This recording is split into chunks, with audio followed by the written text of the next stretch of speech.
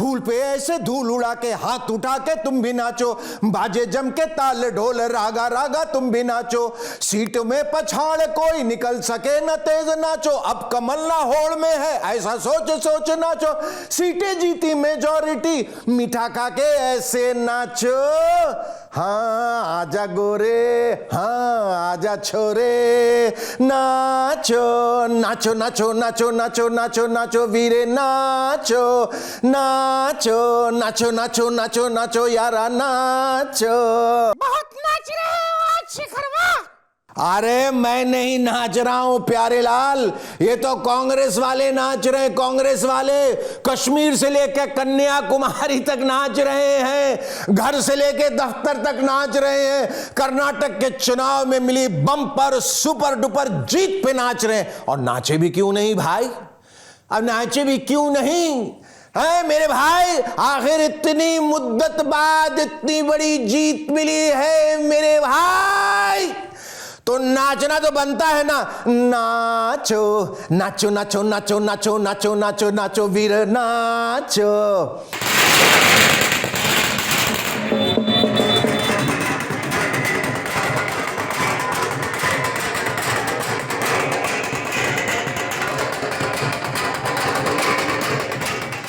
ए बंदरू एक बात बता, करोड़ों का सवाल है, ये जो हमारे और तुम्हारे पूज्य बजरंग बली हैं, हाँ जो बजरंग बली हैं, उन्होंने कर्नाटक में बीजेपी को आशीर्वाद क्यों नहीं दिया, ऊपर से कांग्रेस को कर्नाटक में संजीवनी बूटी दे दी, ये क्या है? बजरंग बली संजीवनी बूटी घायलों के लिए लाते हैं। सही जवाब, सही जवाब। आपको याद होगा कि लंका में भी हनुमान जी घायल लक्ष्मण जी के लिए संजीवनी बूटी लाए थे, याद है ना? अब चूंकि कांग्रेस पार्टी लंबे समय से घायल स्थिति में थी, शायद इसलिए हनुमान जी ने इस बार सोचा कि चलो इस बार अपने कांग्रेसी भक्तों पर कृपा की जाए। वैसे भी कांग्रेस के नेता हनुमान मंदिर जा जाकर उनका आशीर्वाद मांग रहे थे, और कर्नाटक के चुनावी नतीजे के बाद कर्नाटक के कांग्रेसी कार्यकर्ता हनुमान जी वाली कॉस्ट्यूम पहने गदा भी भांज रहे हैं।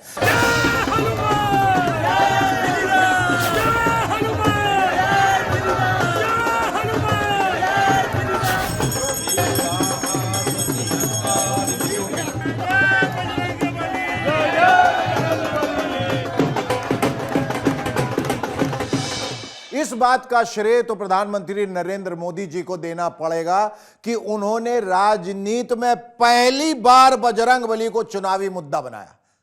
दरअसल हुआ यह था कि कांग्रेस ने कर्नाटक के अपने चुनावी घोषणा पत्र में जिन संगठनों पर प्रतिबंध लगाने की बात कही है, उनमें एक भाजपा समर्थक संगठन बजरंग दल भी है। मोदी जी तो मौके की तलाश में रहते हैं कि कांग्रेस को कब और कैसे घेरा जाए। उनको लगा कि चुनावी घोषणा पत्र में कांग्रेस का यह वादा उनके लिए एक सुनहरा मौका है, बस फट से उन्होंने बजरंग दल की बात को बजरंग बली से जोड़ दिया। और ऐसा करते हुए उन्हें लगा कि कर्नाटक के चुनावी मैदान में उन्होंने धोनी जैसा हेलीकॉप्टर शॉट मार दिया है।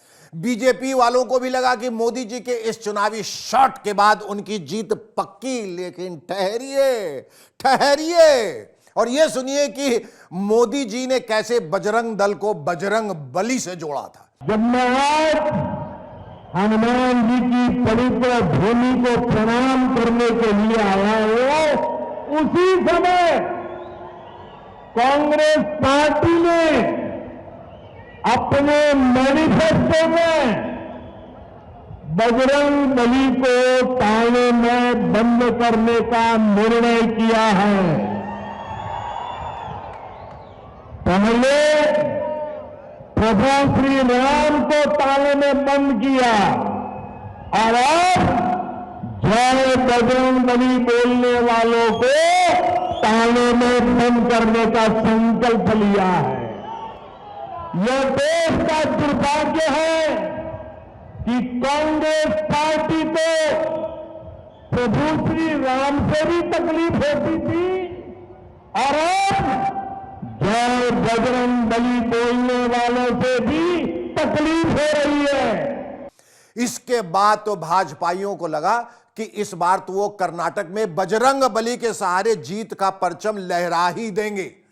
वैसे मोदी जी के इस भाषण के पहले जितने चुनावी सर्वे आ रहे थे उसमें बीजेपी पिछड़ती दिख रही थी और कांग्रेस के बारे में यह कहा जा रहा था कि वो इस बार सरकार बनाने की स्थिति में है। ज्यादातर चुनावी सर्वे का यही मानना था। लेकिन जैसे ही मोदी जी ने बजरंग बली की गुहार लगाई तो कुछ तथाकथित राजनीतिक पंडित तो यह कहने लगे कि मोदी जी ने कांग्रेस को उसके ही जाल में फंसा लिया है, जैसा कि वो अक्सर करते हैं। बीजेपी वालों को लगा कि अब तो नैया पार, यानी इस बार कर्नाटक में राम भक्त हनुमान जी उनका चुनावी बेड़ा पार लगाएंगे। लेकिन कांग्रेसी भी डैमेज कंट्रोल में लग गए थे और बजरंग बली की शरण में चले गए थे। मोदी जी का बयान आते ही राज्य कांग्रेस के अध्यक्ष डीके शिव कुमार ने हनुमान मंदिर बनाने की बात शुरू कर दी। ಅದಕ್ಕೆ ನಾವು ಕಾರ್ಯಕ್ರಮನ ನಾವು ರೂಪಿಸ್ತೇವೆ। ಎಲ್ಲ ಪ್ರಮುಖವಾದಂತ ಆಂಜನೇಯ ದೇವಸ್ಥಾನಗಳು और आखिरी ओवर में जीत का चौका लगाने के मकसद से चुनावी नतीजे आने के पहले कांग्रेस नेता प्रियंका गांधी ने हिमाचल प्रदेश के जाखू के हनुमान मंदिर में अंजनी पुत्र पवन सुत बजरंग बली की पूजा की।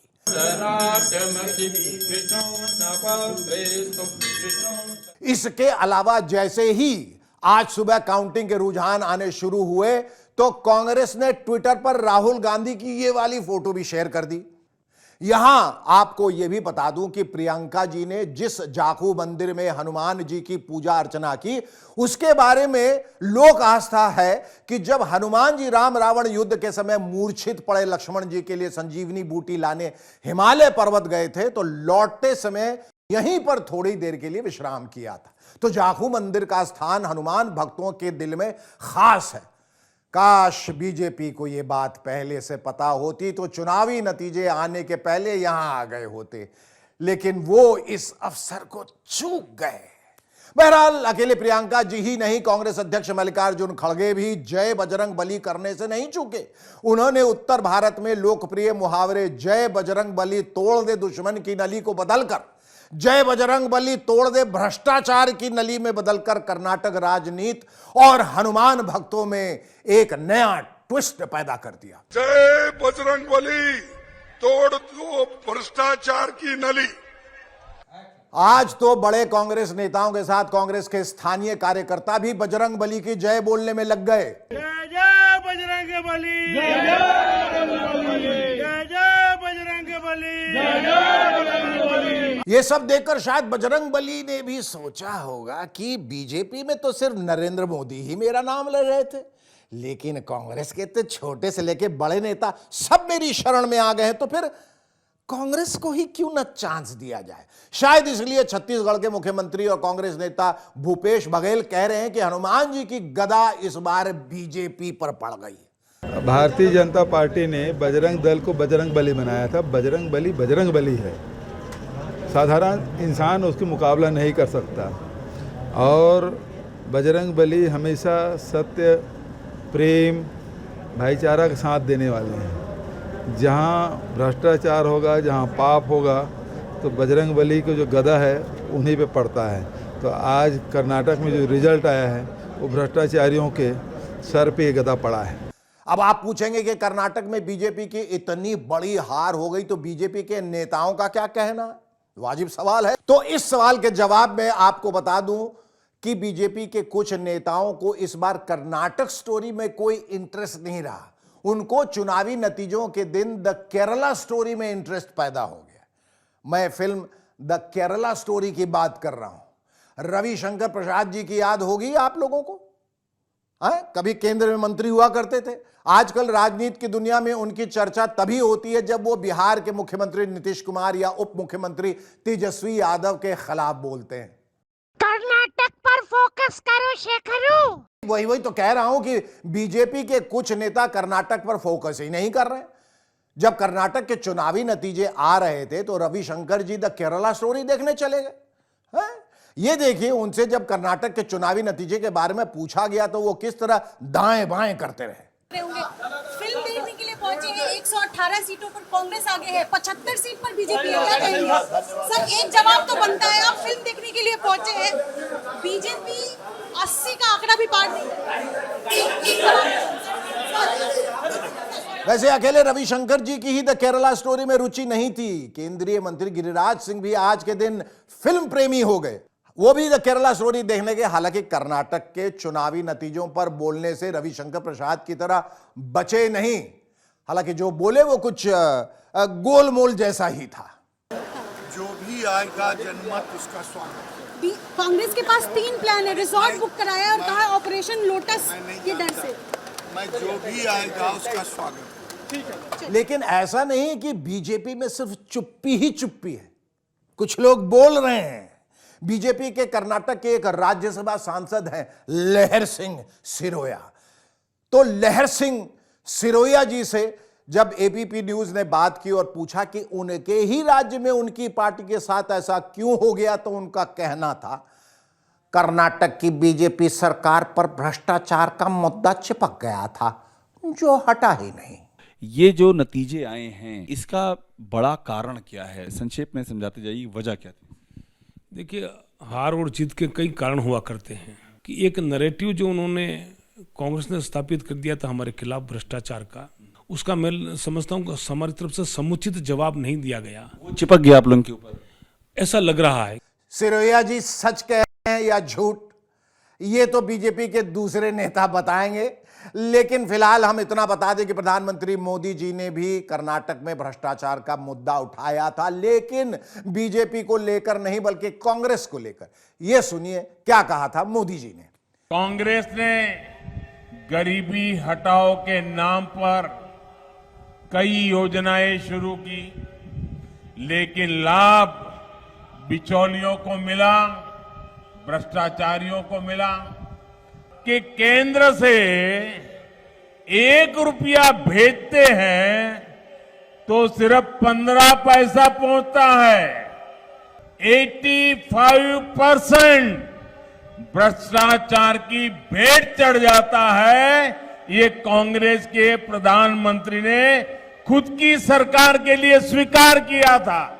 कहने का मतलब यह कि कर्नाटक की जनता ने मोदी जी की बात नहीं मानी और लहर सिंह सिरोया के मुताबिक इस चुनाव में बीजेपी के भ्रष्टाचार वाला परसेप्शन ज्यादा कारगर हो गया। यह हम नहीं, बीजेपी के सांसद कह रहे हैं। खैर, यह बीजेपी पर निर्भर है कि वो अपनी हार का विश्लेषण कैसे करती है और अपनी हार का ठीकरा किस पर फोड़ती है। बहरहाल कांग्रेसी पटाखे फोड़ रहे हैं। कांग्रेस दफ्तर में राहुल गांधी ने भी जीत पे भैया अपनी खुशी जताई। सबसे पहले मैं कर्नाटक की जनता को, कर्नाटक में कांग्रेस पार्टी के सब कार्यकर्ताओं को, सब नेताओं को और जो हमारे सब नेताओं ने कर्नाटक में काम किया, उनको बधाई और धन्यवाद देता हूं। कर्नाटक के चुनाव में एक तरफ क्रोनी कैपिटलिस्ट की ताकत थी, दूसरी तरफ गरीब जनता की शक्ति थी और शक्ति ने ताकत को हरा दिया। कर्नाटक में नफरत की बाजार बंद हुई है, मोहब्बत की दुकानें खुली हैं। साथी हाथ बढ़ाना, साथी हाथ बढ़ाना, एक अकेला थक जाएगा, मिलकर बोझ उठाना, साथी हाथ बढ़ाना। और कांग्रेस के नेताओं ने इस बार मिलकर बोझ उठाया और मोदी जी के सामने एक असंभव जीत हासिल कर ली, जबकि मोदी जी बजरंगबली और केरला स्टोरी के अलावा अपना वो सदाबहार हथियार भी ले आए। कौन सा शेखरू? गाली। गाली। मोदी जी अपना गाली वाला सदाबहार हथियार भी ले आए और इस बार तो उन्होंने जब गालियों की काउंटिंग करके सुना दी तो लगा कि अब तो वोटों की काउंटिंग में बीजेपी आगे निकल ही जाएगी।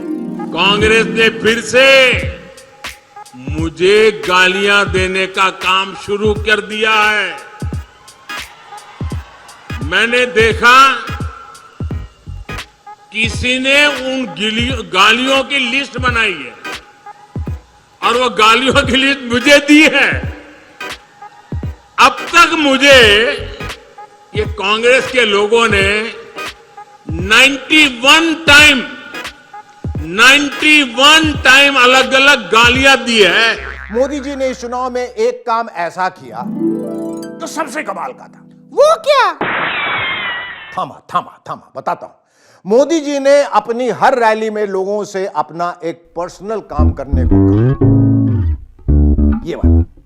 अच्छा, एक मेरा काम करेंगे, मेरा पर्सनल काम सब लोग करेंगे। अपना मोबाइल फोन निकालो, उसकी फ्लैश लाइट चालू करके मुझे बताइए, मेरा एक काम करोगे? ये मेरा पर्सनल काम है, करेंगे? पक्का करेंगे? अच्छा, मुझे अपने मोबाइल की फ्लैश लाइट चालू करके बताइए।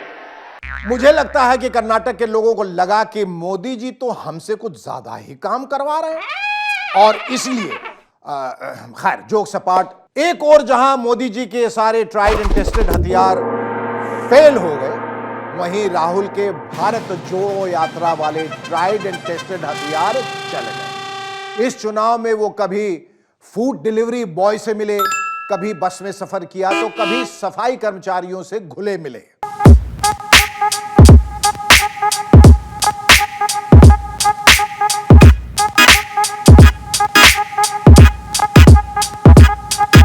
तो गांधी परिवार की मेहनत और कर्नाटक के कांग्रेसी नेताओं की मेहनत से कांग्रेस ने बीजेपी को परास्त कर दिया, लेकिन इसकी असली परीक्षा अभी आगे आने वाली है, जिसमें कांग्रेस अक्सर फेल हो जाती है। कौन सी परीक्षा? मुझे मालूम था तुम यही सवाल करोगे। मुख्यमंत्री की कुर्सी के लिए होने वाले झगड़े को रोकने की परीक्षा, समझे? राहुल गांधी और कांग्रेस को इस परीक्षा में भी अच्छे नंबरों से पास होना होगा, नहीं तो ऑपरेशन लोटस कभी भी और कहीं भी हो सकता है। मतलब जो कमल अभी मुरझाया मुरझाया सा दिख रहा है, वो कभी भी खिल सकता है। इसलिए सावधान रहें, सतर्क रहें, बी अलर्ट। तो भाइयों बहनों, दोस्तों, बच्चे, बूढ़ों, जवानों, ख्वातीनों, हजरात, ये था आज का पोल खोल। अगले हफ्ते आप लोगों से एक बार फिर मुलाकात होगी अपने बंधुओं के साथ। तब तक के लिए हम दोनों को दीजिए इजाजत।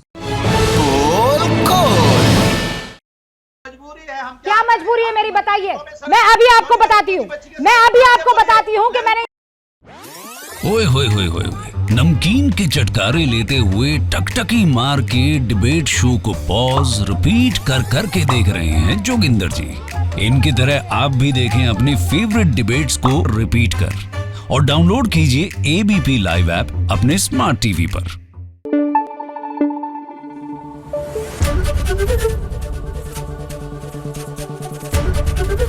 एबीपी न्यूज आपको रखे आगे।